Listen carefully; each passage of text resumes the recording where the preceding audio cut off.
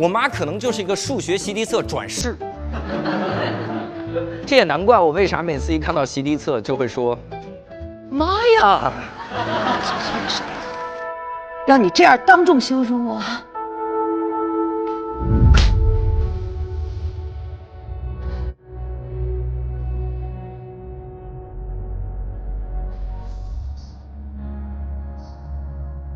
哦，对了，妈妈给你的冰箱都收拾好了，上面那个格子里、冷藏箱呢，都放的是我现做的东西，热一下开始。然后水管呢，我不喜欢喝牛奶，这个不行。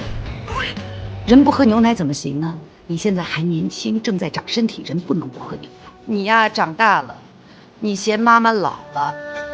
没这个意思。明天啊，我就去养老院交定金，住养老院去。我妈可能就是一个数学习题册转世。妈呀！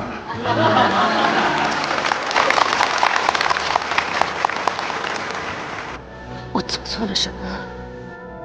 让你这样当众羞辱我？我有的时候就是想跟你对抗，你越不愿意让我做什么，我就越喜欢做什么。你说这些东西像一个小丑，但就是这些事情，它让我觉得我在活着，它让我觉得我有价值。